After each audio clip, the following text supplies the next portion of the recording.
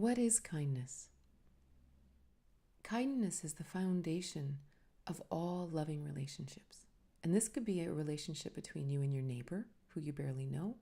It could be you and a friend. It could be you and a partner. It could be you and your children, your parents.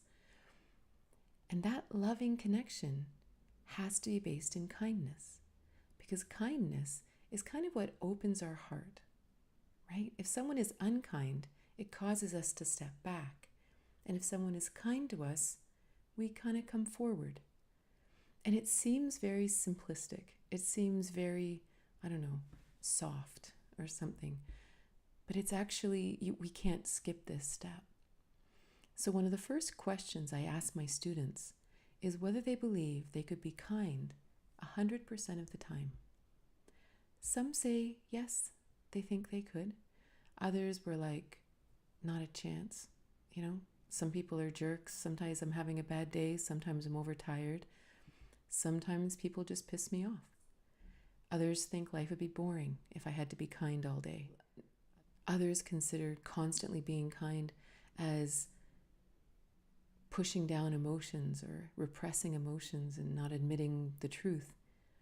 So I realized I had to define kindness. So kindness isn't about being happy all day. It's not about going along with whatever anyone else wants. It's not even about keeping the peace. It's just about how you act towards another person. So I could be furious. I could be angry even at the person I'm with. And that anger is fine. I can even express it. But there's a difference between expressing it that you're actually hurting the other person and expressing anger. I can say, I am so furious right now. This is, and explain why.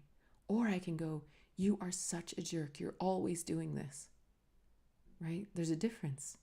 So I can still be angry. I can still take actions about that. But I'm not allowed to be unkind to someone. Right? Or I can be sad. I can be sad and go, I'm really not great company today. I just kind of need to be by myself. Or I can be sad and go, oh, you're just all part of it, and or be short or be distant. There's a real difference. Thomas Merton once said that compassion is the keen awareness of the interdependence of all things. This is why kindness is so important, because we're all connected. So if I am unkind to you, it affects me too, right? Because we're connected. And if I'm kind to you, the connection is cleaner and it's more open and we're all better, right? We have this idea that if I just hurt you, well, that's separate from me, but it isn't true. And this is why kindness is just so foundational to everything. You even imagine you're sitting in a home and there's partners and children and parents. One person is unkind to one other person, the whole room changes. Everything shifts, right? When one person is very kind to another person, the whole room shifts and everything's different. So let's talk about a few things that are not kind. Sometimes truth and trying to fix another person isn't kind. If anyone ever says to you, I'm only saying this because I love you, run. Or at least know that whatever's coming out of their mouth has nothing to do with whether they love you or not. Because genuinely it means that you're not going to like this. You're going to take a step back. This is not kindness, and it's not love. If I look at you and I observe you, I have no idea what's going on in your life. I have no idea the karma, the history, what's really going on under the surface with you. For me to share my truth with you is to share my judgment of you with you, and this is not kind. From this comes the desire to fix the other person. Oh, well, you know what? I know what's best for you. I always like to think, what they're really saying is, I have simplified what I've observed in your life, And I've come to the conclusion that here's what you need to change, right? This isn't kind. This is me assuming that I'm better than you, and I know things better than you, and I'm more intuitive, and I'm more connected. This isn't kind. This just makes you feel like crap. This is not kind at all. Or sometimes we tell ourselves that we need to tell someone something. They need to hear a brutal truth. No, they don't. We have to respect that we all have a connection, that we all will hear whatever truth we need to hear in time. But it's nothing, it's my truth. Someone else's observation isn't, it might be an observation and it might be valuable. And if I specifically ask someone, tell me what you see. Am I crazy? Am I off base? Should I leave my partner? Or whatever it is that I need to know.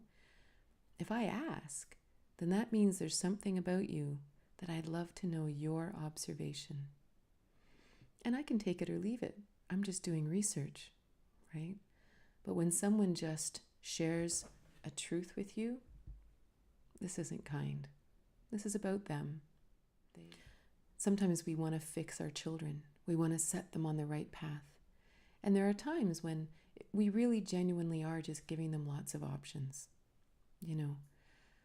But when we look at a child and we try to make them into something, this isn't kind.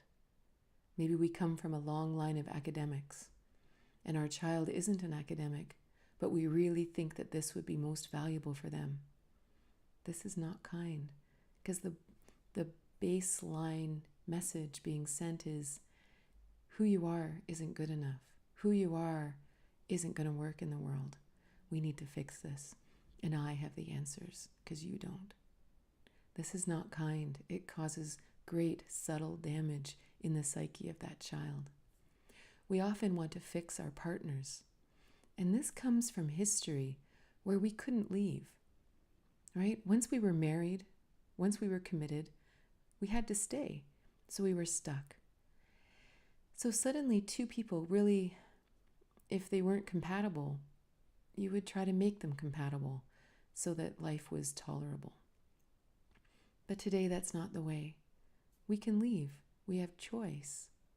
So if two people really aren't compatible, we really don't get along, we see things differently, we want different things in life, love says you look at the other person and say, you know what? I love you for who you are. Our paths seem to be diverging. Maybe we should separate. And at that point, a decision can be made. The other person will go, oh, you know what? That part of me, that's not actually important. That's just maybe something I learned growing up, or maybe it's a habit, or maybe it's not really part of who they are at all, just something they picked up. And they were willing to change it so that we could stay together. That's very different than someone forcing change. Everything has to do with choice. We always have to have the choice to stay or go, but there's no need to fix each other. We can be clear to say, here's what I'm looking for. Here's what would really, I think, make us happy. But in the end, we all have choice. And fixing another person means I know what's better for you. I know how you could be a better person. This isn't kind. It may seem like a subtle thing, but it's not kind. Another thing to look at that really isn't kind is passive aggression, sarcasm, or jokes with a jab. Jokes with a jab are the things people say that sound like a joke. They sound like they're teasing. But the person who received it kind of feels like they just got attacked. And if they say anything, the person who said it goes, I didn't mean anything. You're just being overly sensitive. If you ever want to know if someone is actually being kind when they're teasing you, you just have to ask yourself, after this happened, do I want to move closer to this person or further away and shut down a little? That's all you have to know, because then you'll know the truth. When the person who's teasing you genuinely respects you, then they can just tease you and it's fun, right? The challenge is that historically we just haven't known how to communicate. And we really struggle to really resolve issues in relationships with our children, our parents, our partners, our lovers. And so what happens is all of our issues get pushed under the rug, but they have to be resolved, right? These things fester and they're not happy. They need to move to the surface eventually. So they look for an opportunity. And if we're not careful, we'll start teasing someone and all of a sudden, bam, something comes out. And the person receiving it goes, whoa, hey, that's going too far. And they're like, what? I'm just kidding. It's not a big deal. But a truth was shared and it likely wasn't kind, which is why it wasn't ever resolved. This is what a joke with a jab is. In some cultures, we have something called a roast, right? Where a person gets up at a wedding or a public function, a party, and they do a speech about the guest of honor. And the intention is for it to be funny and silly. Well, you're sitting in the audience and you're listening. And for a while you're laughing and you're genuinely laughing along with the person doing the speech and the person who they're talking about. And it's hilarious, right? But then all of a sudden, something's said that's a little too personal. And you as a listener goes, ooh, ugh, and you kind of want to crawl out of the room. Or maybe the person giving the speech has had a bit to drink. And now all of a sudden, all the things that they really think but haven't been able to share are starting to come out. And every person in the audience is literally going, oh, and you're feeling embarrassed yourself, and you're really uncomfortable. This happens every day in our day-to-day lives. Some people call it sarcasm. Oh, I'm just being sarcastic. You're being too sensitive. But really, it's passive aggression. It's being aggressive. It's being unkind. But it's passive, so you can't really blame them. You can't call them out on it. And the problem is this is very common in a lot of families and a lot of social groups. But really, people who do it just have never really experienced kindness, and they think it's normal. But it's not. Well, it's normal, but it isn't kind. This is especially damaging in intimate relationships because this person knows intimate details about you. They've seen you in your down days. They've seen you struggle. They know things that other people don't know. And if that person has a habit of sarcasm or passive aggression or jokes with a jab, it can really hurt. Inside the relationship, it will cause distance. The other person will have to put up walls because they're always being attacked from the side. Little digs here and there. But it also really may get into that person's psyche because you've woven truths about their vulnerable self with your own judgment, and that can really cause some damage. So if you have ever been the receiver of that, it's good to look at some of the things that are floating around in your mind that you think about yourself, because they might have come out this way, that are really just other people's issues woven into your psyche now, unfortunately. And if you find yourself in this kind of situation where people are doing this, it is possible to still come out of it. Because when we recognize it, and of course this comes with quite a journey of self-love, right? When someone can kind of explode or say something sarcastic or passive-aggressive, and we don't take it personally, we don't get emotionally triggered, that's a journey unto itself, right?